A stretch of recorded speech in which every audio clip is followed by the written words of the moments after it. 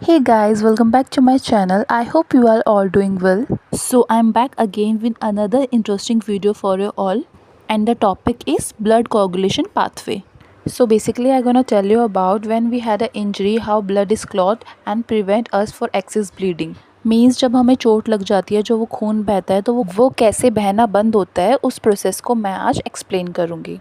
So whenever we had an injury, never squeeze that area from which the blood is coming out. कभी भी इस area को जहाँ से ब्लड निकल रहा है उसको दबा के खून नहीं निकालना चाहिए. उसको रनिंग टैप वाटर में वॉश करना चाहिए.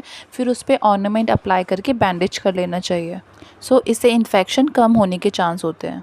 सो फर्स्ट मैं आपको बताऊंगी हमारे ब्लड कॉम्पोनेंट्स के बारे में. हमारे ब्लड में क्या क्या होता है.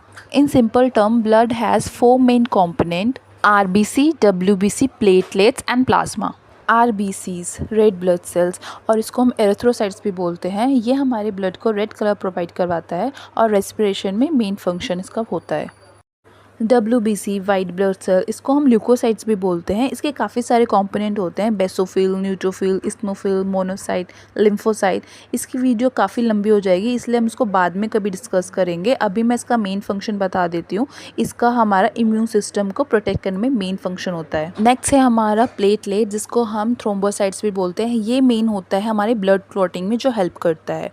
और प्लाज्मा जो होता है वो क्लॉटिंग फैक्टर रिच होता है. जितने भी हमारे क्लॉटिंग फैक्टर है वो प्लाज्मा में होते हैं, और जो सीरम होता है वो विदाउट क्लॉटिंग फैक्टर होता है. जिसको नहीं पता, जैसे हमारे ब्लड टेस्ट होता है जिसमें लिखा होता है serum potassium test, chloride blood test, ये सारे टेस्ट हमारे सीरम से होते हैं. सो ये है हमारे नॉर्मल ब्लड वेसल. जैसे हमारे कोई कट इंजरी लगता है, वो ब्लड वेसल्स हमारे RBCs बाहर आते हैं, तो प्लेटलेट वहाँ जाके फिब्रिन क्लॉट बनाती है. और ये परमानेंट क्लॉट नहीं होता, ये टेम्प्रेरी क्लॉट होता है. अभी मैं उसी के बारे में डिस्कस करूँगी कैसे परमानेंट क्लॉट बनता है. सो हमारे प्लेटलेट में 13 क्लॉटिंग फैक्टर होते हैं जो हमारे ब्लड को क्लॉट होने में हेल्प करता है, मतलब खून को बंद करने में हेल्प करता है. So these are fibrinogen, prothrombin, tissue thromboplastin, calcium ion, labile factor, stable factor, anti haemophilic factor, ये सबसे इंपॉर्टेंट फैक्टर होता है.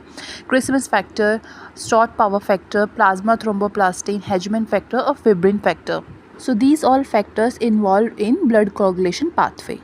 सो मैं आपको एक चीज़ बताना चाहूँगी. अगर हम ब्लड कलेक्शन कराने जा रहे हैं, अगर हमारी निडल सही जगह प्रिक नहीं हुई है, कहीं और प्रिक हो गई है टिश्यू में, तो ऐसा कुछ निशान बन जाता है. इसको हिमेटोमा बोलते हैं. ये इंडिकेट करता है कि आपकी निडल प्रिक सही जगह नहीं हुई है. तो मैं अब आपको ब्लड कोagulation पाथवे समझाऊंगी. मैं अपनी तरफ से पूरी कोशिश करूँगी कि आपको ईजिएस्ट वे में समझ आए. ब्लड कोagulation के 2 पाथवे होते हैं: इंट्रिंसिक पाथवे जो बॉडी के अंदर परफॉर्म होता है, और एक्सट्रिंसिक पाथवे जो बॉडी के बाहर जब हमारी चोट लगती है तब परफॉर्म होता है.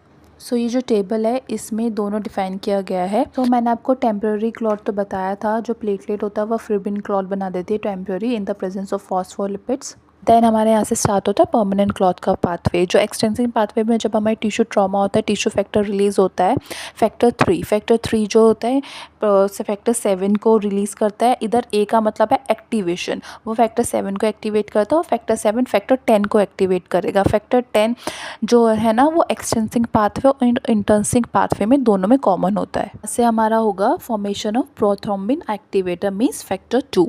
इंट्रिंसिक पाथवे वहाँ से स्टार्ट होता है जब एंडोथेलियल हमारे स्किन की लेयर डैमेज होती है, कोलेजन एक्सपोजर होता है उधर इन द प्रेजेंस ऑफ काइनिनोजन. काइनिनोजन होता है वो प्रिकर्सर होता है प्रोटीन का. सो हमारे यहाँ पर फैक्टर 12 एक्टिवेट होगा. फैक्टर 12 एक्टिवेट करेगा फैक्टर 11 को, और factor 11 in the presence of calcium factor 9 को एक्टिवेट करेगा.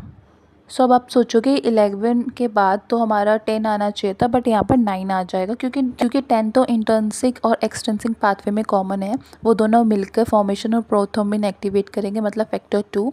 यहाँ से हमारा स्टार्ट होगा कॉमन पाथवे जो परमानेंट क्लॉट बनाएगा. So in the presence of phospholipids and calcium हमारा प्रोथ्रोम्बिन फैक्टर एक्टिवेट हो जाएगा, और वो फिब्रिनोजन भी एक्टिवेट होगा. और फिर प्रोथ्रोम्बिन जो है वो थ्रोम्बिन को एक्टिवेट करेगा, फिब्रिनोजन है जो फिब्रिन को एक्टिवेट करेगा जो फैक्टर 13 है, और वहाँ से हमारा एक परमानेंट क्लॉट बन जाएगा. सो गाइज़, ये था हमारा पूरा ब्लड कोagulation का पाथवे, कैसा हमारा ब्लड बहना बंद होता है. और ये पूरा नेचुरल प्रोसेस है, और इसलिए हम कहते हैं कि अच्छी डाइट लें, अच्छा खाना खाएं, जिससे हमारी ब्लड फॉर्मेशन अच्छी हो. और so thank you guys, thank you so much for your patiently listening. और मैं नेक्स्ट वीडियो में आपको बताऊंगी कि ब्लड की कमी से कौन कौन सी डिजीज़ होती है. So till then take care, bye, and please like and subscribe my channel. Thank you.